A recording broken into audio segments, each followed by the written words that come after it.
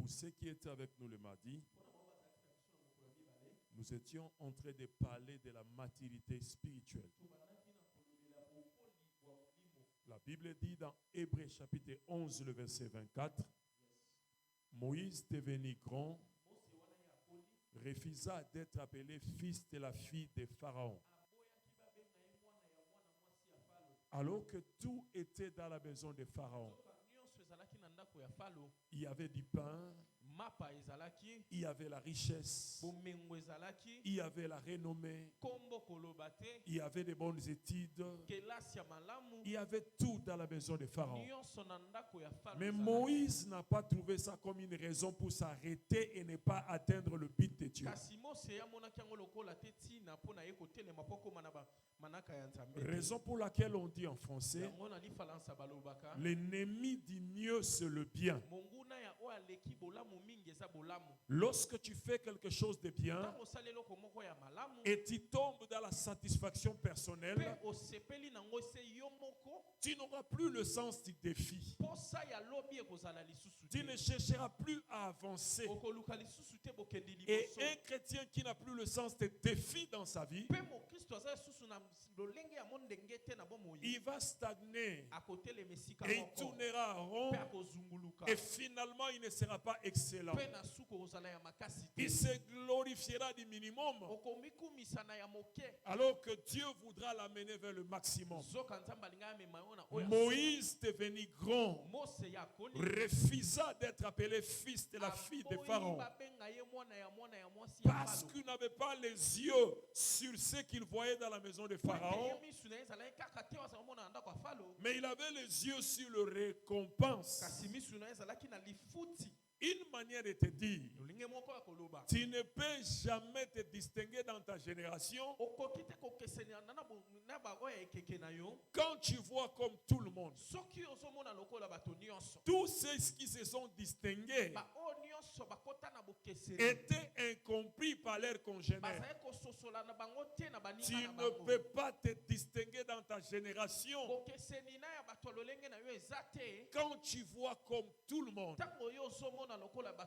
Voilà pourquoi Christ a dit dans Jean 4, vous regardez et vous dites, vous regardez comme tout le monde, et voilà ce qui arrive comme conclusion. Dans 4 mois, nous allons récolter. Mais moi je vous dis, changez votre manière de voir, car le temps de la récolte est déjà là. C'est une manière de dire, ta manière de voir, ta vision te distinguera dans ta génération. Si ton œil est malade, tout ton corps est dans les ténèbres. Comment tu vois les choses? La maturité spirituelle, c'est un processus de développement interne. Ce n'est pas les grimaces, ce n'est pas des versets retenus, mais c'est un processus de développement interne. Elle est opposée à l'immaturité. La maturité spirituelle est opposée à l'immaturité. C'est un processus de développement interne. Tout ce que tu écoutes, tout ce qui t'influence, qu'est-ce que ça produit dans ta vie? Quelqu'un peut prier toute sa vie et finir malheureux parce qu'il n'a pas compris le processus dans lequel Dieu l'amène. Il reste à l'extérieur. Il met l'accent sur n'importe quoi. L'immédiat, l'influence. Et il ne voit pas à quoi Dieu l'appelle. Que le Seigneur ouvre vos yeux pour que vous compreniez quelle est la richesse qu'il attache à son appel. C'est là, c'est en esprit que tu peux le comprendre. Sinon, tu seras influencé par les visibles, par les matériels, par ceux qui nous entourent. C'est ce qui a amené Paul à dire, nous n'osons pas mettre notre regard sur les choses visibles, car les choses visibles sont passagères. Mais les choses invisibles sont éternelles, nous dit l'apôtre Paul. Écoutez-moi très bien. Le zimatir, c'est l'enfance. Et Paul dit, quand j'étais enfant, j'ai raisonné comme un enfant. On peut distinguer un immature par son raisonnement, par ses pensées et par son parler. Écoutez-moi bien, frère, la parole est une expression de la pensée. Voilà pourquoi Christ dit, c'est l'abondance du cœur que la bouche parle. La manière d'une personne de parler, la manière d'une personne de raisonner, la manière d'une personne de articuler ses pensées peuvent nous montrer s'il est mature ou immature. Et non seulement cela, vous savez, il y a des personnes, quand tu l'écoutes parler, tu les disqualifies toute la vie. Tu le disqualifies toute la vie. Parce qu'il te fait comprendre qu'il n'est jamais entré toute sa vie dans un processus spirituel de développement. Il se réveille le matin, il a 500 francs, il achète le pain, il boit un peu de l'eau, il marche. Mais dans son intérieur, il n'y a pas un travail de développement.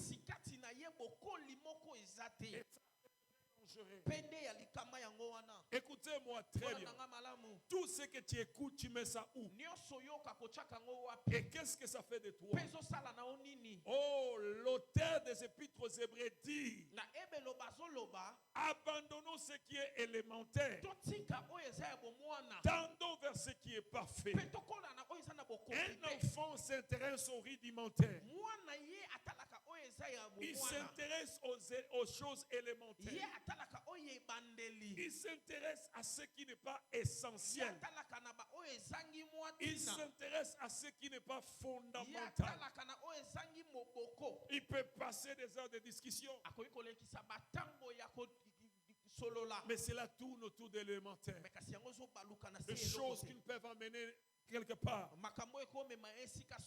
Et tu peux comprendre l'âge spirituel de la personne. J'aimerais dire à quelqu'un, la marche avec Dieu, c'est le développement. Entrer dans un processus intense de développement spirituel, où toi-même tu te rends compte que tu es en train de changer dans ton intérieur. Tu es en train de grandir spirituellement. Tu es en train d'évoluer. Celui qui t'a vu il y a 2 ans, lorsqu'il te voit, il se rend compte que quelque chose s'est passé avec toi. Quand j'étais enfant, je raisonnais comme un enfant. Je parlais comme un enfant. Oh, non seulement je parlais comme un enfant, je pensais comme un enfant. Frère, il y a des choses qu'il faut abandonner et évoluer vers la maturité. La Bible dit dans Galates 4:1, aussi longtemps que l'héritier est enfant, il ne diffère de rien d'un esclave. L'enfance fera que tu ne jouisses pas de ce que Dieu a réservé pour toi. L'enfance retardera les promesses de Dieu dans ta vie. La Bible répète une expression pour Jésus et pour Jean-Baptiste. L'enfant croissait, il s'est fortifié jusqu'à ce qu'il fût présenté devant Israël. Il y a des gens qui aiment apparaître sans passer par un processus. C'est pourquoi la vie finit avec des scandales, avec les catastrophiques. Et on se demande qu'est-ce qui ne va pas. Est-ce qu'il croissait? Est-ce qu'il s'est fortifié? Est-ce qu'il était bâti? Est-ce qu'il est passé par un processus d'apprentissage? La Bible dit, parlant de Jésus, il croissait en sagesse, en stature. Quelle est la manière dont tu as été de croître? Un homme a dit, le développement c'est être plus et avoir plus. Ça signifie quoi? Nous pouvons savoir que tu es en train de développer, quand dans ton être tu es en train de grandir, et même si tu es en train de grandir aussi dans le matériel, les deux doivent aller ensemble. Tu ne dois pas seulement présenter le méga lorsqu'il n'y a pas de pélicos. Le méga, c'est la grandeur extérieure. La magnitude, c'est ce qui influence. Mais le pélicos, c'est le valeur interne. Il y a 10 ans, tu es la même personne. Tu donnes l'impression comme si Dieu lui-même n'arrive pas à te changer. Mais finalement, qui va te changer? Lorsque la parole entre dans ta vie, c'est une semence de la vie divine. Elle produit la vie de Dieu. Et les choses doivent changer en toi. Lorsque rien ne change, ça signifie qu'il se pose un problème de plateforme. La parole ne tombe pas sur une bonne terre. Et voilà pourquoi chacun doit examiner son intérieur. Il doit examiner son intérieur et voir sur quelle plateforme la parole est en train de tomber.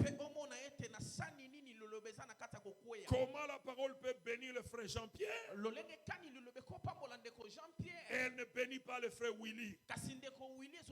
Le problème, c'est la plateforme. Nous sommes en train de parler de la maturité spirituelle. Mais à quoi est caractérisée la maturité spirituelle? La maturité spirituelle nous amène dans la dépendance totale à Dieu. Jésus-Christ parle à Pierre et il dit, je suis dans Jean 21. Lorsque tu étais enfant, tu t'es saigné toi-même, tu t'habillais toi-même et tu allais là où tu voudrais. Mais lorsque tu deviendras grand, un autre te scindra et un autre te conduira.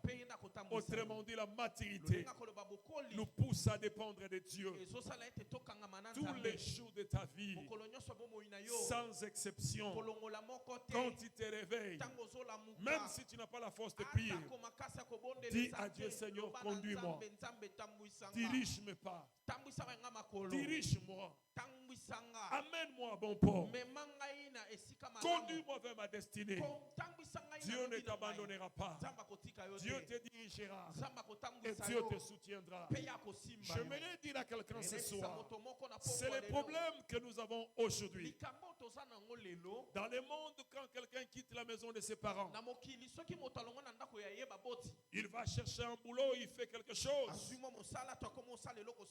On dit qu'il est mature, mais nous oublions un aspect. Spirituellement, la maturité, c'est la dépendance en Dieu. Dépend de Dieu. Il voit ce que tu ne vois pas. Il connaît ce que tu ne connais pas. Il comprend ce que tu ne comprends pas. Il voit les visibles et les invisibles. Il est ton Père et c'est lui qui doit te guider. La maturité spirituelle nous amène dans les sphères où Dieu nous quitte, dans les sphères où Dieu nous conduit, dans les sphères où Dieu nous dirige, dans les sphères où Dieu nous amène à bon port.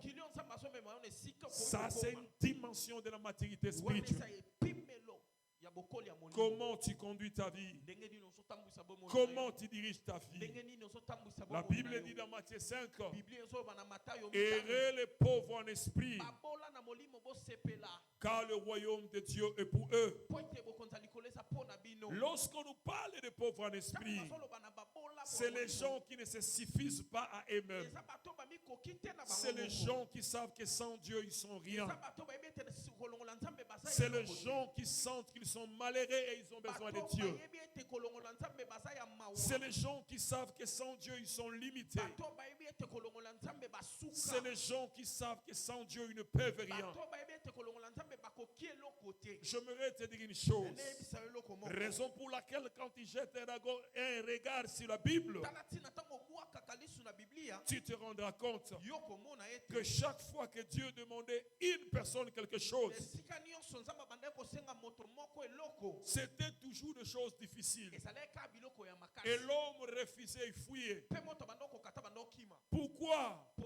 Parce que lorsque Dieu te demande une chose, en réalité, c'est lui-même qui va l'accomplir. Il fait que tu te lèves par la foi que tu dépends de lui. S'il te demande ce que tu peux faire de toi-même, le temps et la nature vont te défier et tu vas échouer. Il dit à Moïse, va délivrer ce peuple. Pharaon, ce n'était pas un homme ordinaire. C'était presque des divinités. Et Moïse avait une équation multiple inconnue. Il avait besoin de Dieu pour arriver là-bas. Je me redire à quelqu'un, écoutez-moi très bien. La maturité spirituelle t'amène à entrer sous l'autorité de Dieu. Voilà pourquoi Paul dit le royaume de Dieu ne consiste pas dans l'argumentaire, mais le royaume de Dieu est être sous la puissance de Dieu. La maturité spirituelle. La maturité spirituelle passe par la séparation avec les antivaleurs. Celui qui grandit se sépare avec des antivaleurs.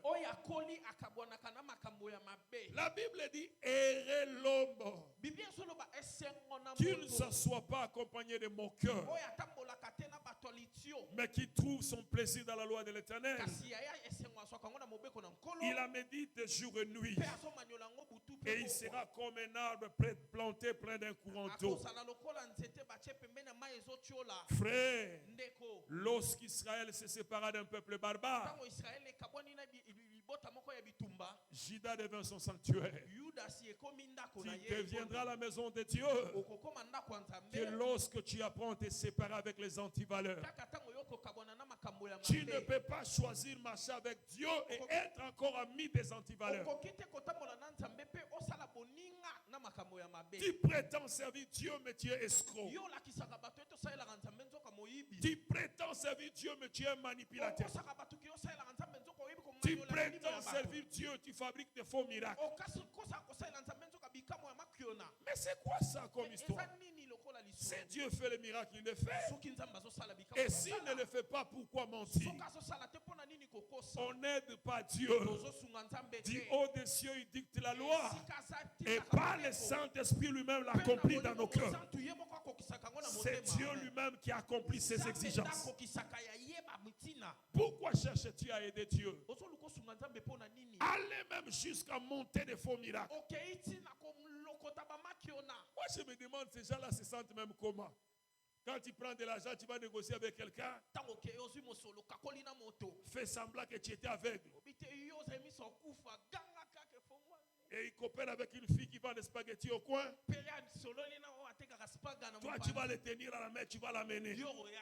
Et lui, il est là habillé en veste, avec des vlogs à la tête. Il dit, c'est quoi avec celui-là? Amenez-le devant. Qui trompe qui? Tu dis ça comment dans cette peau-là? Frère, l'Éternel est le même hier, aujourd'hui, éternellement. Il est le Dieu vivant. Pourquoi mentir en son nom? Qu'est-ce qui t'anime? J'aimerais dire à quelqu'un, la maturité spirituelle nous sépare des antivaleurs. La maturité spirituelle nous amène dans les sphères de choix et de décision. Moïse devenu grand refusa d'être appelé fils de la fille de Pharaon parce qu'il avait grandi. Il a choisi. Il a pris une décision. Il est allé dans la dimension de choix et de décision. Tu ne peux pas être grand et prendre tout. Tu ne peux pas être grand et tout embrasser dans la vie. La grandeur t'amène dans les sphères des sélectifs. Tu dois choisir. Choisis les biens. La Bible dit, tout m'est permis, mais tout n'est pas utile. Et je ne me laisserai pas servir de quoi que ce soit. Je peux tout, mais je ne dois pas tout. Je dois choisir. Je dois regarder qu'est-ce qui cadre avec ma foi. Qu'est-ce qui va dans le sens de mes convictions. Qu'est-ce qui se marie avec le sens de mes décisions. Il faut choisir dans la vie. Lorsque tu ne sais pas choisir, tu n'es pas encore un homme mature. La Bible dit dans Proverbe, un homme affamé trouve même ce qui est amer sucré. Il se contentera de tout. Non, ça c'est pas la vie en Dieu. En Dieu, on doit choisir. Et en Dieu, on doit se décider. On choisit qui fréquenter comme ami. On choisit quel environnement évoluer. On choisit tout ce qu'on doit faire dans la vie. C'est une dimension de la maturité. La maturité spirituelle nous amène dans le sphère de gestion. Un homme mature sait gérer. Qu'est-ce qu'il faut acheter? Qu'est-ce qu'il faut garder? Où placer cet argent? Où placer l'autre argent? Écoutez-moi très bien. C'est très important. Il faut choisir dans la vie. Et il faut bien gérer. Lorsqu'on gère mal, on ne va nulle part. On gaspille même ce que Dieu nous donne. On dilapide ce que Dieu nous donne. Il faut savoir gérer dans la vie. Gère correctement ce que Dieu te donne. C'est un signe de la maturité. Tu n'achèteras pas quelque chose qui est vendu quelque part à $20. Et toi, tu vas acheter ça trop cher. Et dans ton esprit, que tu crois que c'est le signe que tu es riche. Non, ça ne marche pas comme ça. Dans la vie, il faut choisir. Dans la vie, il faut se décider. Et c'est un grand signe de la maturité. Malheureusement, les chrétiens aujourd'hui, ils font n'importe quoi. Ils peuvent aller quelque part. Il voit que ça, ce n'est pas Dieu. Et demain, il revient. Et quand ça ne marche pas, et Dieu va te demander à quoi sert tout ce que je t'ai donné. Le choix et la décision déterminent le rang et la maturité.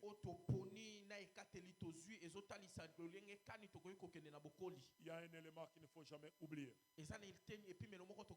La Bible dit que l'Esprit du Seigneur rend témoignage à notre esprit que nous sommes enfants de Dieu. C'est une manière de dire. Une chose peut me montrer que tu es mature ou non. Le degré de conscience que tu es enfant de Dieu. Le degré de conscience que tu es enfant de Dieu. Cela détermine jusqu'où tu iras toute ta vie. Plus tu es conscient que tu es enfant de Dieu, plus tu comprends qu'est-ce que tu dois faire et comment tu dois le faire. Lorsque tu doutes sur le fait d'être enfant de Dieu, cela te mène dans ce qui est vacillant. Ça devient ce qu'on appelle en hébreu pakaz, quelque chose qui bouge à tout moment. Quelque chose qui n'est pas stable. Tantôt tu crois que ceci est bien, tantôt tu crois que l'autre est mauvais. Bref, tu ne fais que tourner. Le méandre de la vie te secoue. Les vagues de la vie t'amènent dans tous les sens. Et tu n'arrives pas à comprendre. Je connais une fille qui était fiancée à un jeune homme. Et quand elle est allée consulter ses amis l'ont dit, non, ce garçon ne t'amènera nulle part. Je crois qu'il n'a même pas un salaire de $1000. Toi, le luxe que tu aimes ne saura pas te gérer. Rejette-les. Reste avec le vieux là. Le vieux là est même polygame. Il a des femmes. Et toi, tu es, je ne sais pas, son pinet de réserve. Et ses amis lui restent parce que lui, quand même, tu vois, tu as les iPhone 15, tu as ceci, tu as cela, reste là-bas. Les jeunes hommes là qui se débrisent avec $750 le mois. Où est-ce que tu partiras avec lui? C'était tout un problème. Mais vous savez ce qui est arrivé?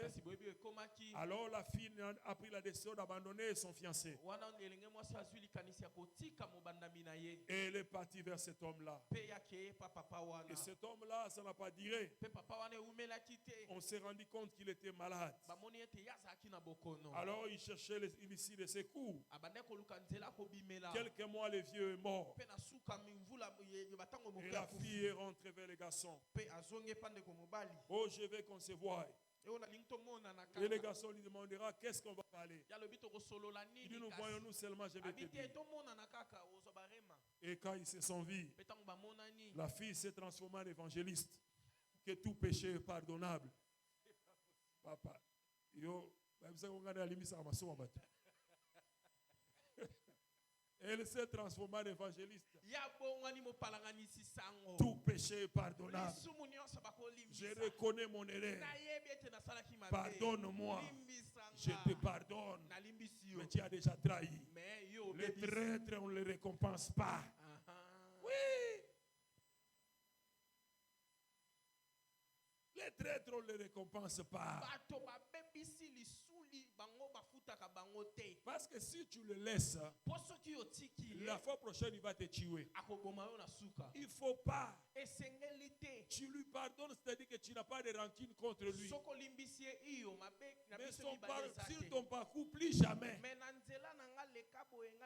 Never, never, comme on dit en anglais. Oui. Et la fille est venue me voir pour poser le problème. Je crois que je l'avais décidé même plus que ce garçon-là. Moi, je dis, et toi, logiquement, tu penses que tu mérites qu'il puisse te récupérer? J'ai posé la question à la fille.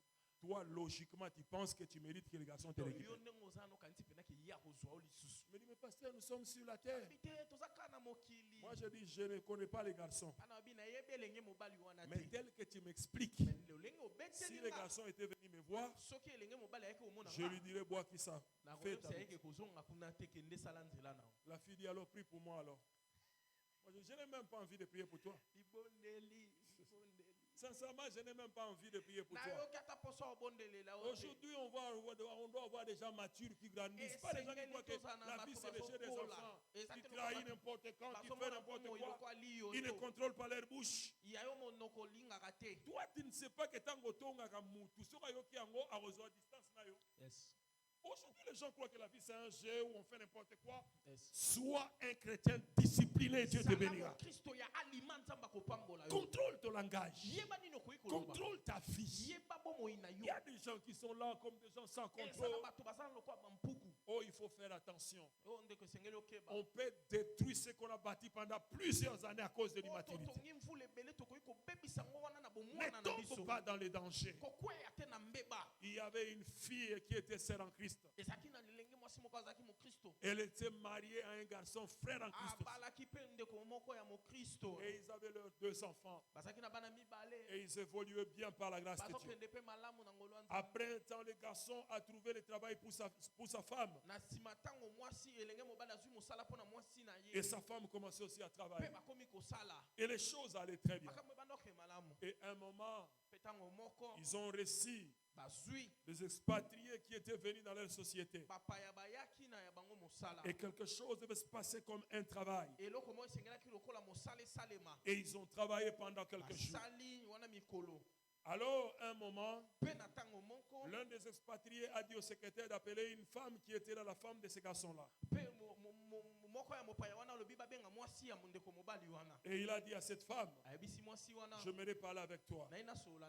Et la fille dit, l'odeur de parfum là, je ne l'ai jamais senti depuis que je suis né.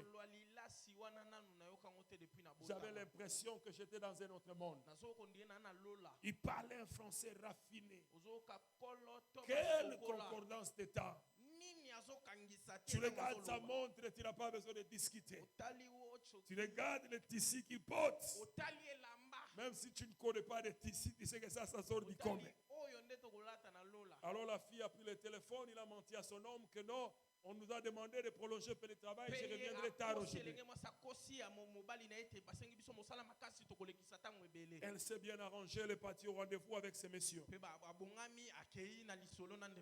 Ils ont eu le temps de parler, de discuter. Et le monsieur a ouvert son sac. Il a donné à cette fille $4,000. La fille regarde et dit, ça c'est combien de fois mon salaire? Il y a un court-circuit dans les nerfs. Elle est rentrée à la maison. Elle a dit non, on a fini, mais on a dit que dans 2 jours, on va encore avoir les heures supplémentaires.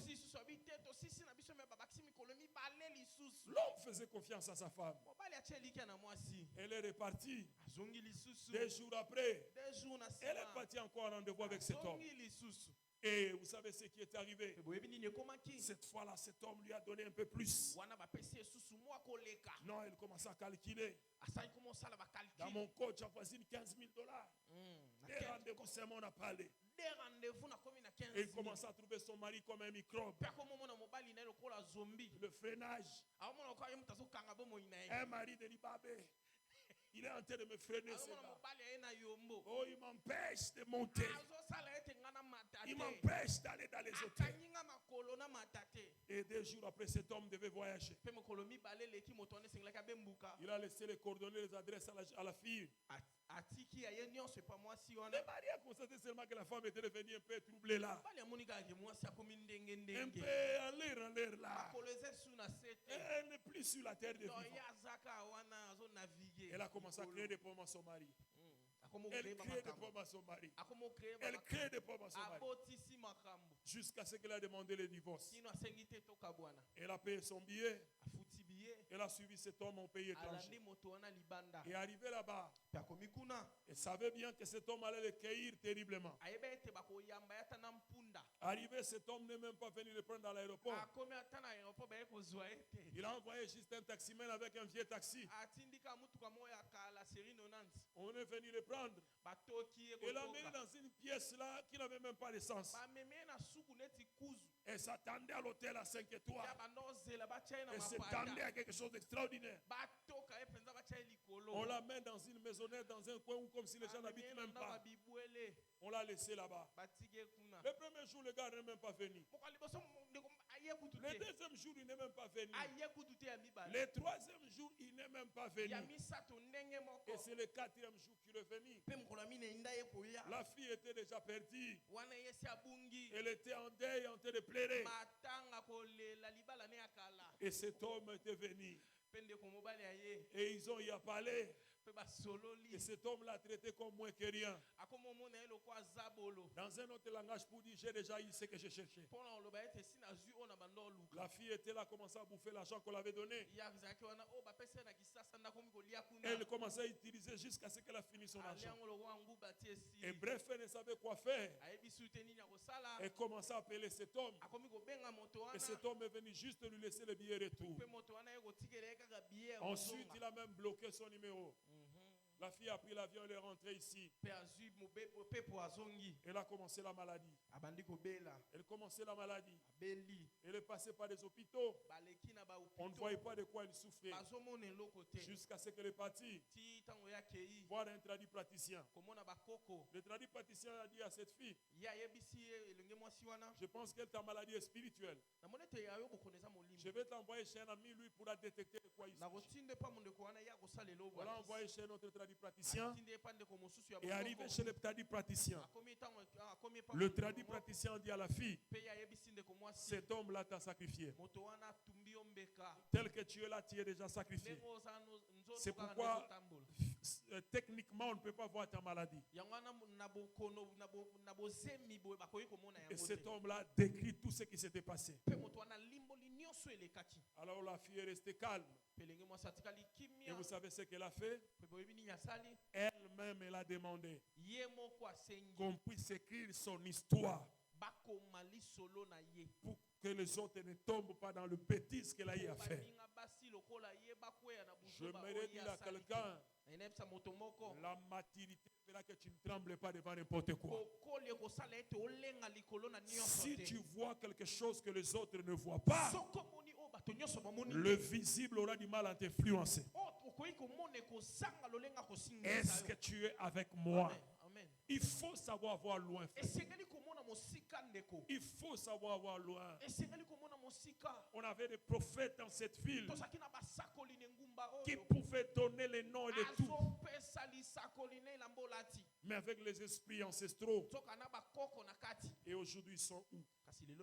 Je me dis à quelqu'un, tâche-toi à Dieu et serre-les de tout ton cœur. Ne laisse pas n'importe quoi t'égarer.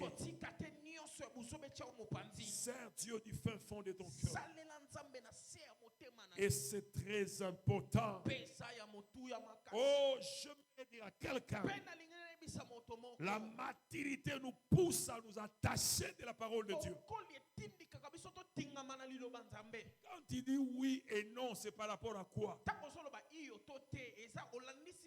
Quand il juge, c'est par rapport à quoi? Tu dois avoir la parole de Dieu en toi. Passe le temps à lire la parole de Dieu. Médite la parole de Dieu. Déchire la parole de Dieu. Mange la parole de Dieu. Fais de ça ta prière et ta vie. Et Dieu ne t'abandonnera pas. Oh, ça fait mal aujourd'hui, les chrétiens sont vacillants. Ils sont superficiels. Ils bâtissent la vie sur les alléluia et les amens. Ils ne sont pas assis sur une base solide. Et n'importe quoi peut les agiter. Je me redis à quelqu'un, frère, si tu sais voir au-delà des visibles, tu seras capable de te distinguer dans ta génération. Tu ne laisseras pas n'importe quoi t'entraîner. Tu ne laisseras pas n'importe quoi t'amener à gauche et à droite. Tu laisseras Dieu te quitter. La maturité, c'est s'asseoir sur la parole. La maturité, c'est laisser la parole nous bâtir. La maturité, c'est prendre la parole comme notre échelle de valeur. La maturité, c'est laisser la parole nous façonner. Un jour, il y avait un problème dans l'église primitive. Alors, le veuve est en train de discuter. Et cela amènera Pierre à trancher en disant: est-ce que nous devons rester à prêcher la parole et à distribuer le pain, à faire tout nous-mêmes? Non. Choisissons des hommes spirituels, remplis du Saint-Esprit, ayant un bon témoignage. Laissons-les qui s'occupent de la charge en distribuant le pain, et nous restons dans la prière et dans la parole. Attachons-nous à la parole de Dieu. Frère, il y a des gens qui n'ont même pas une Bible. Il y a même des Bibles pour le téléphone. Il n'en a même pas. Alors qu'il a les mégas tous les jours. Il n'a même pas une petite Bible dans son téléphone. Et à la maison, il n'en a pas. Il peut passer toute l'année sans lire la Bible. Et même quand il y a un petit débat au balo, c'est écrit où? Tout ce qu'il sait dire, balobaka. Il y a même des versets que lui connaît qui ne sont pas dans la Bible. Non, frère.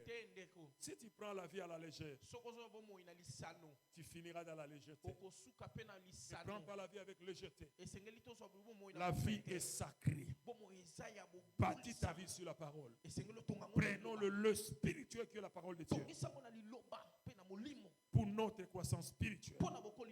La Bible dit dans Psaume 23, la Bible dit: l'Éternel est mon péché et je ne manquerai de rien. Il me conduit vers les eaux paisibles. Il m'introduit dans les verts pâtirages. Ta vie elle est sec parce que tu n'es pas nourri par la parole. Tu ne lis pas la Bible. Tu ne médites pas. Tu ne t'édites pas la Bible. Tu ne prends pas le temps d'adorer Dieu. Tu ne prends pas le temps de prier. Bref, la vie elle est sec. Le matin, tu te réveilles, c'est Barcelone. Toute la journée, c'est ça. Mais tu t'étonneras que ta vie ne dégage rien. Comme disait une femme nigériane, on sent que tu n'es pas une profondeur spirituelle. Tu es juste une personne, c'est tout, pas plus, pas moins. Non, frère. Tu dois dégager la présence de Dieu. On doit sentir que tu es en contact avec Dieu. Lire la parole de Dieu. Prendre le temps de méditer. Dieu va te conduire. Dieu va te guider. Dieu va t'enflammer. Est-ce que quelqu'un est avec moi? Amen. Frère, tu deviens martyr. Ne prends pas de décisions à la légère. Pour que demain tu regrettes. Non. Ça ne se fait pas comme ça. Ne fais pas des choses comme ça. Apprends à choisir dans la vie. Je me te dire, ne laisse pas dans la vie que plus tard devienne trop tard. Décide-toi alors qu'il a encore le temps. Et Dieu va t'aider. Vous savez, c'est de l'immaturité. La comparaison. C'est de l'immaturité. La comparaison. Tu veux te comparer à l'autre. Lui, il a quel téléphone? Il a iPhone 15. Moi, je cherche 15 Pro Max. Moi, je dis même si c'est un téléphone de touche, je peux dire allô. Il suffit seulement que j'attends bien. C'est mon téléphone. Toi, ton problème, c'est quoi? C'est moi qui sais ce que je veux. Il y a des gens qui ne savent pas s'assumer. Oh, toi, moi, j'ai seulement l'iPhone 13. Tous mes amis ont déjà les 16. Et d'ailleurs, ces gens-là jouent avec nous. Chaque 3 mois.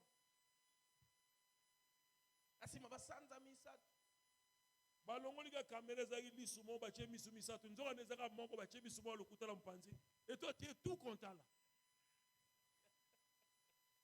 Et il te bouffe $600 de plus. Des fois dans la vie il faut être têtu et savoir s'assumer.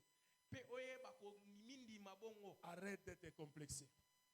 La comparaison est un signe de l'immaturité.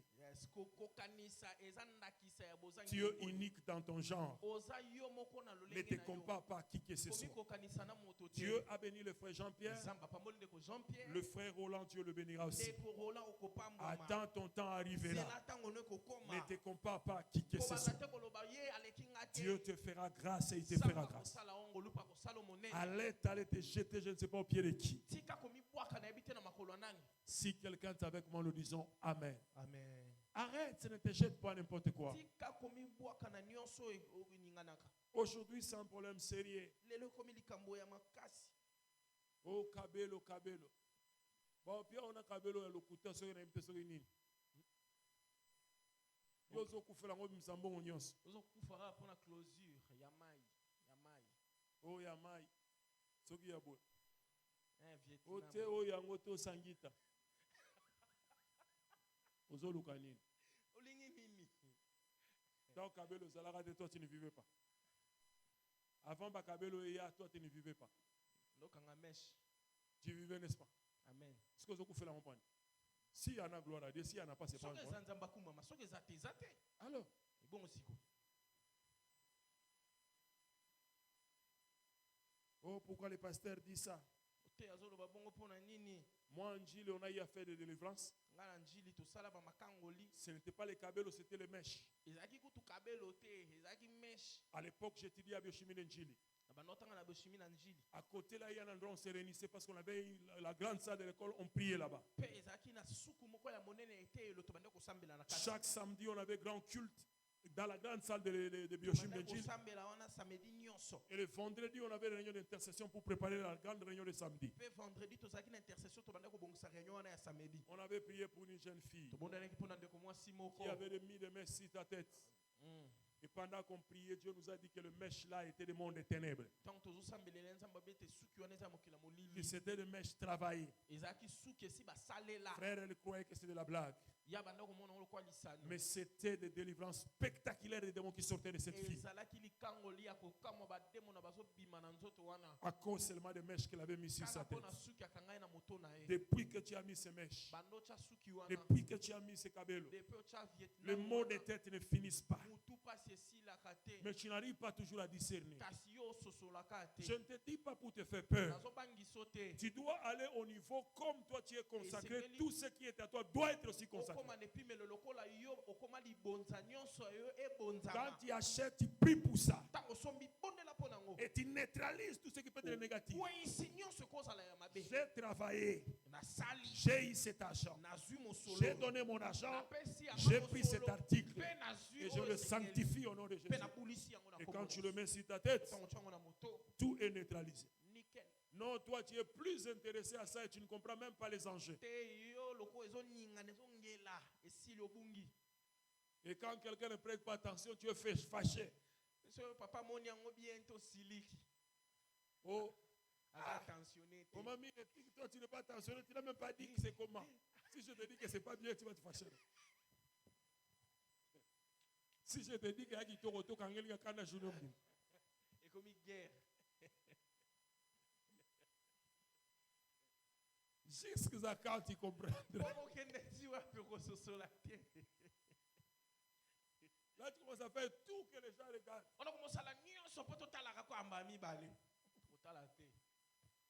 On a des formules dans la tête, des choses qu'on réfléchit.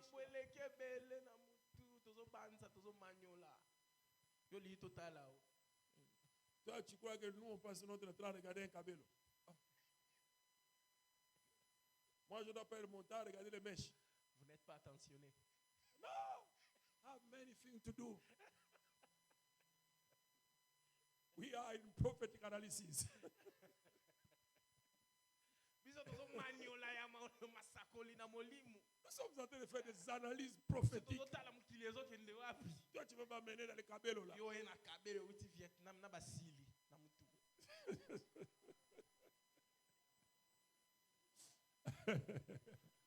J'aimerais dire aussi longtemps que tu es consacré, fais de ton mieux que tout ce qui est à toi soit aussi consacré. Amen. Et que rien ne t'envoûte au nom de Jésus. Amen. Tu achètes les cabellos, consacre ça à Dieu. Tu achètes le mèche, tu pries pour ça. Et tu remets tout à ton Dieu.